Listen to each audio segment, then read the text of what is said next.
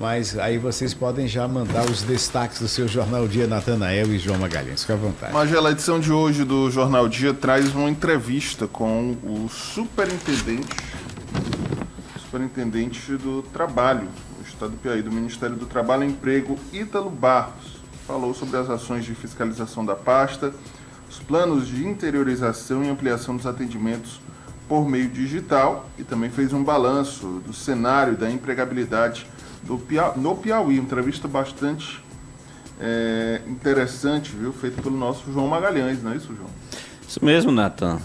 Superintendente Ítalo Barros, né, ocupa ali um cargo que é interessante porque é a pasta, né, o Ministério do Trabalho e Emprego, as superintendências regionais, são as pastas, né, que acompanham os números relacionados aos empregos nos estados, né, através do CAGED. É uma pasta que tem uma capacidade de fiscalização das condições de trabalho, né, ajuda no combate ao trabalho análogo à escravidão, enfim, junto ao Ministério Público do Trabalho. São dois órgãos parceiros que atuam para garantir a segurança do trabalhador. E na entrevista o Ítalo Barros fala sobre essa questão da fiscalização.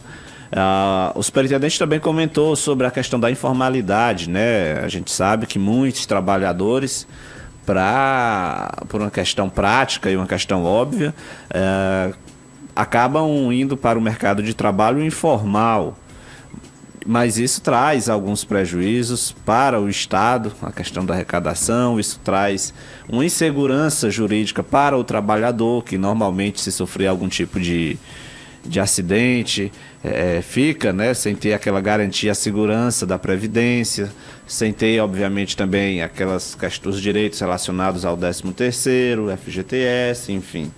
É uma entrevista bem esclarecedora que a gente fez e que está na página 2 do Jornal Dia com Ítalo Barros, ex-vereador, né?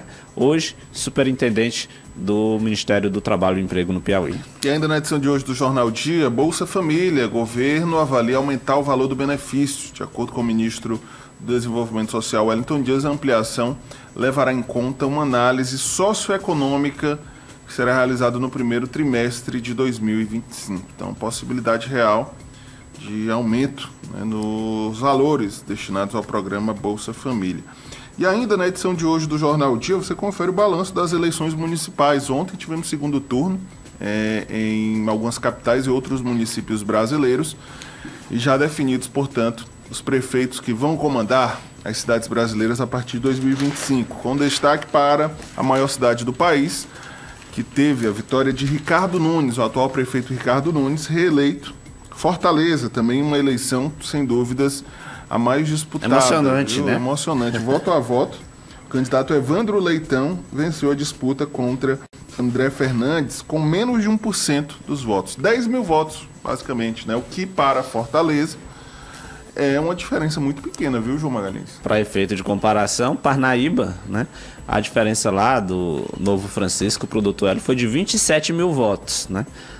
Fortaleza, que tem 10 vezes mais habitantes, provavelmente, a diferença foi de 10 mil votos, né? Aqui em Teresina, a eleição mais disputada que a gente teve foi em 2012, quando Firmino Filho ganhou de Eumano Ferri por 12 mil votos, né? Imagina lá, Fortaleza, essa diferença de 10 mil votos é mínima. Mas falando já sobre o segundo turno das eleições, agora a gente tem, né, Magela e Natan, o mapa, de fato, de como ficou o comando dos executivos municipais. E aí é interessante porque, primeiro, nenhuma grande surpresa. A Fortaleza, a eleição já vinha acirrada, tanto o candidato do PT quanto o candidato do PL poderiam ganhar.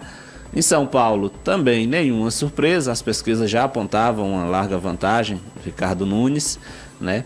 E assim, não sei se você concorda comigo, Natan, mas o que é que a gente pode avaliar de como é que ficou o mapa, né, político das eleições municipais? Primeiro, uma derrota significativa do campo da esquerda, né?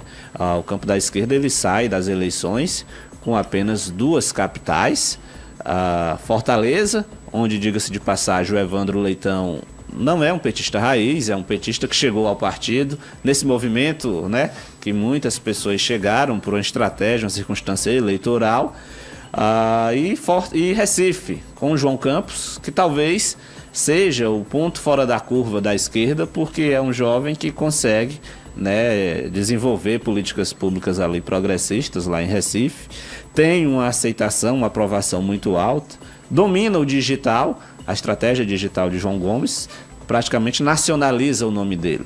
Mas, de todo o caso, das 26 capitais, apenas 2 ficaram, de fato, sob comando da esquerda, que eu acho que foi a grande derrotada do processo eleitoral municipal. E isso, obviamente, deve abrir os olhos desse campo para as eleições de 2026. Afinal de contas, o Centrão, no meu entendimento, foi o grande vencedor. Partidos como o PSD, partidos como o MDB, elegeram o maior número de municípios, né? Inclusive com capitais importantes, capitais como Porto Alegre, capitais como Goiânia, o próprio São Paulo, o próprio Rio de Janeiro, enfim, as principais capitais, Belo Horizonte, ficaram nas mãos do Centrão, o que demonstra que a gente segue essa tendência que também já vinha se desenhando, né, de nem ir para a esquerda nem para a direita, mas o Centrão acabar dominando o centro político, como já ocorre no Congresso, é uma tendência que existe no Congresso há muitos anos. E os partidos vinculados, esses sim, diretamente à direita, também saíram com um resultado mais positivo do que a esquerda. Elegeram, inclusive, figuras que são bem emblemáticas no campo da direita, como é o caso lá de Cuiabá, onde o prefeito eleito tem uns comportamentos, vamos dizer assim, algumas ações até meio caricatas e de certa forma radicais, alguns posicionamentos radicais no âmbito da direita, mas foi eleito de uma capital, prefeito de uma capital, não deixa de ser uma vitrine. Eu acho que isso já diz muito, Natan. De certa forma é um recado que as urnas dão para os 3 campos, né? O Centrão é quem deve comemorar, mas, né, a esquerda, eu acredito que precisa repensar sua estratégia eleitoral. É um campo político que definitivamente não domina o digital, isso está mais do que provado, mesmo estando no governo federal, mesmo estando à sua disposição uma estrutura financeira e de comunicação muito amplas, não consegue entrar ali com uma estratégia digital que dê certo. E assim como o campo da direita se saiu bem melhor do que a esquerda, conseguindo o comando de capitais importantes.